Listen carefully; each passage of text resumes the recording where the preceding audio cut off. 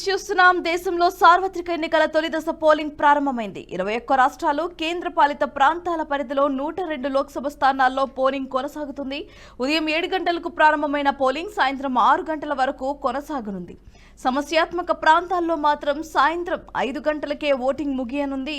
ఇక తొలి విడత ఎన్నికలు జరగనున్న 102 లోక్సభ స్థానాల్లో 73 జనరల్, 11 ఎస్టీ, 18 ఎస్సీ రిజర్వ్డ్ స్థానాలు ఉన్నాయి. ఈ విడతలో మొత్తం 1625 మంది అభ్యర్థులు బరిలో ఉండగా వారిలో 1491 మంది పురుషులు, 134 మంది మహిళా అభ్యర్థులున్నారు.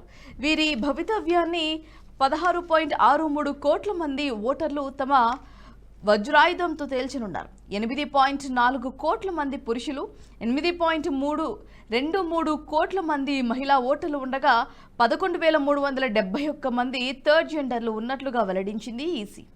ఈసారి 35.67 లక్షల మంది తొలిసారి ఓటు హక్కు వినియోగించుకోనున్నారు. ఓటింగ్ కోసం 1.87 లక్షల పోలింగ్ కేంద్రాలను ఏర్పాటు చేసింది ఈసీ. ఈ ప్రక్రియను సజావుగా నిర్వహించేందుకు భారీగా కేంద్ర బలగాలను మోహరించింది. దాదాపు 18 లక్షల మంది సిబ్బంది ఓటింగ్ ప్రక్రియను నిర్వహిస్తున్నారు. రైట్, ఇదే అంశానికి సంబంధించి మరింత సమాచారం ఎగ్జిక్యూటివ్ ఎడిటర్ శివప్రసాద్ గారు మరింత సమాచారాన్ని అందిస్తారు.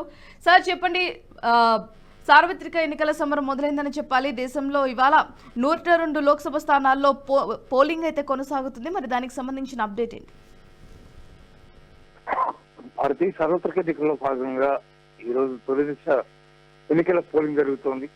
మొత్తం 21 రాష్ట్రాలు, కేంద్రపాలిత ప్రాంతాల్లో జరగనున్నటువంటి ఈ ఎన్నికలలో చాలా ప్రధానమైనటువంటి ఎన్నికలుగా భావిస్తున్నటువంటి ఈ ఎన్నికలలో అంతా ప్రశాంతంగా నిర్వహించడం కోసం, ఎక్కడ ఎట్లాంటి ఇబ్బంది లేకుండా సజావుగా సాగడం కోసం ఈసీ అన్ని ఏర్పాట్లు కూడా చేసింది.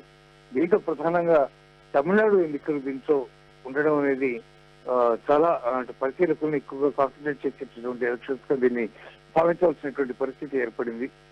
తమిళనాడు, ఆంధ్రప్రదేశ్, తెలంగాణ ఈ 3 రాష్ట్రాల్లో ఎన్నికలకు సంబంధించి ప్రత్యేకంగా అందరూ దృష్టి సారించేటటువంటి పరిస్థితి ఉంది.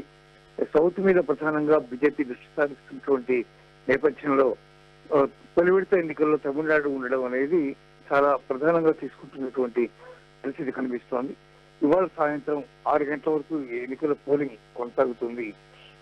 సమస్యాత్మక ప్రాంతాలు ఎక్కడైతే ఉన్నాయో అక్కడ సాయంత్రం 5 గంటలకే ఎన్నికల పోలింగ్ ముగిసేటటువంటి పరిస్థితి ఉంటుంది. అందువల్ల ఈ ఎన్నికలు చాలా ప్రధానమైనటువంటి ఎన్నికలుగా భావిస్తున్నారు. తమిళనాడు కూడా దీంతో ఉంది కాబట్టి అందువల్ల ఈ ఎన్నికలు సజావుగా జరిగేలా ఈసీ అన్ని విధాలా ఏర్పాటు చేస్తున్నటువంటి పరిస్థితి కనిపిస్తూ ఉంది. భారతి రైట్ సార్, సమస్యాత్మక ప్రాంతాల్లో ఎలాంటి భద్రతా ఏర్పాట్లు చేశారు? సమస్యాత్మక ప్రాంతాల్లో భారీ ఎత్తున పోలీసు బలగాన్ని మోహరించారు. ఎక్కడ ఎట్లాంటి అవాంఛనీయ సంఘటనలు జరగకుండా, ఎటువంటి దాడులు జరగకుండా, ఎటువంటి ఇబ్బంది జరగకుండా, సాధారణ ప్రజానీకానికి ఎటువంటి కష్టం కలగకుండా ఉండడం కోసమని భారీగా బందోబస్తు ఏర్పాటు చేశారు. సమస్యాత్మక ప్రాంతాల్లో ఇందాక మనం అనుకున్నట్టుగా సాయంత్రం 5 గంటలకే పోలింగ్ పూర్తి అవుతుంది. ఉదయం 7 గంటల నుంచి సాయంత్రం 5 గంటల వరకు పోలింగ్ జరుగుతుంది. 1 గంట ముందుగా పోలింగ్ ముగిసిపోతుంది అక్కడ.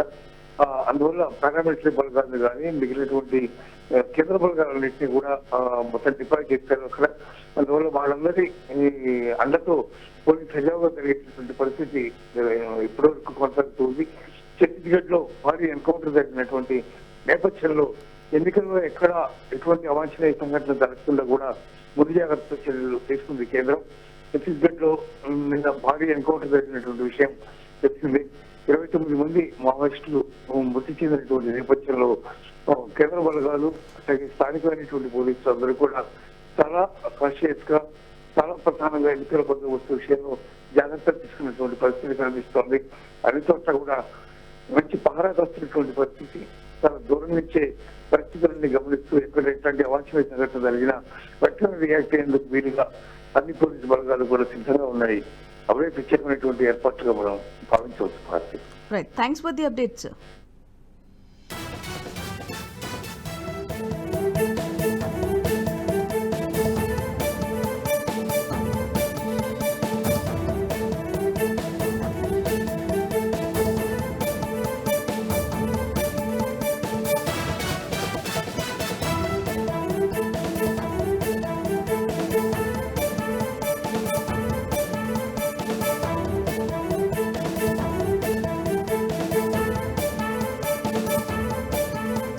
ఈ వీడియో మీకు నచ్చినట్టయితే లైక్ చేయండి, 10 మందికి షేర్ చేయండి. అలాగే కామెంట్ల రూపంలో మీ అభిప్రాయాలను మాతో పంచుకోండి. Nationalist hub group of channels ను సబ్స్క్రైబ్ చేసుకుని తెలుగునాట జాతీయవాద జర్నలిజాన్ని ప్రోత్సహించండి. ఈ వీడియో కింద ఉన్న బెల్ ఐకాన్ పై క్లిక్ చేయడం మర్చిపోవద్దు.